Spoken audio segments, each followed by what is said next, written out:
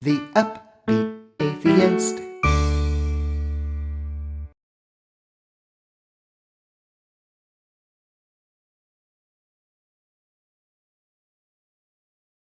Upbeat Atheist here.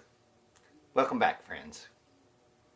Have you ever had anybody say to you, I get my morality from God?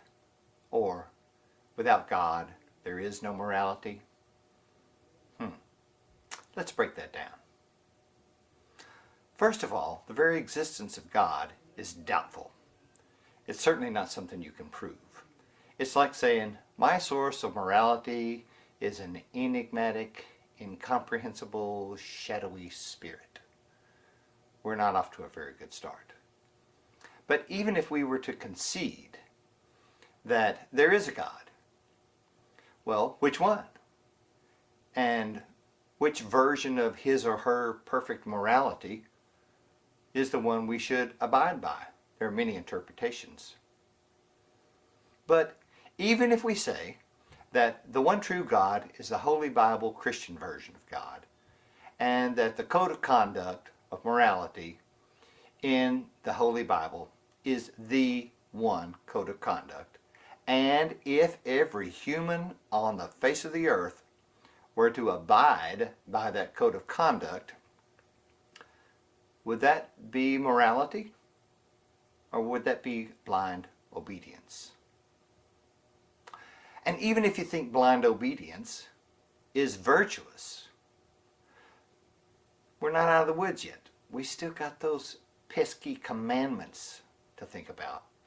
So we're going to have to keep a pretty good storehouse of stones on hand for all those adulterers and homosexuals and kids who curse their mother or father.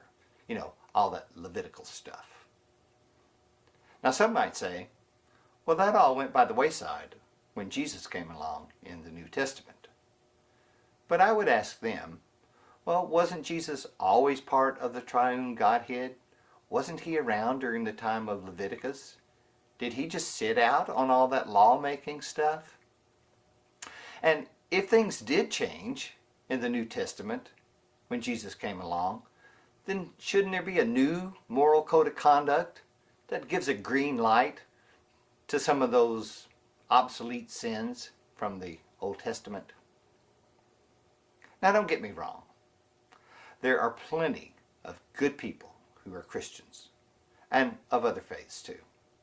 And there are plenty of atheists who are good people.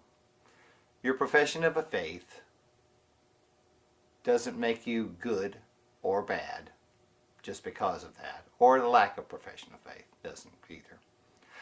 There is a story in the Bible about Elijah where he heard a still small voice. And the still small voice has become synonymous with your conscience. As long as you don't have a diagnosable mental disorder that impairs your critical thinking skills, your conscience is a pretty good moral compass. You get to decide what's right or wrong. You have moral agency. You may not always make the right decision, but it still seems like a more reliable source than I get my morality from God. So this song deals with that idea of your conscience, of your still small voice. It's a simple song, suitable for use in a secular congregation, and it gave me a chance to sing some quartet vocals. So here you go, the still small voice. I hope you enjoy it.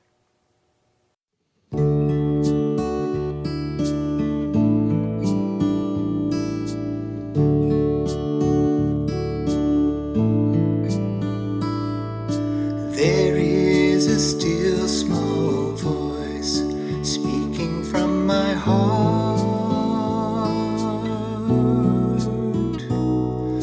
whispering with words of truth, guiding me in what I should do, cutting through the confusion and noise with wisdom to impart. Whispering with words of love And if I listen closely enough, I can hear it telling me right from wrong. No matter how hard the choice, I can rest in my decision when I listen to the still small voice.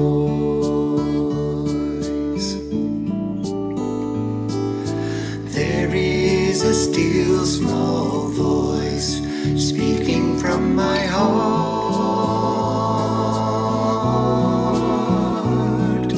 whispering with words of truth,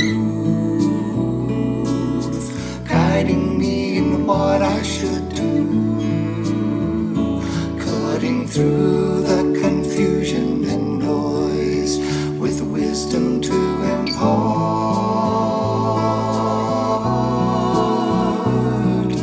whispering with words of love. And if I listen closely enough, I can hear it telling me right from wrong. No matter how hard the choice, I can rest in my decision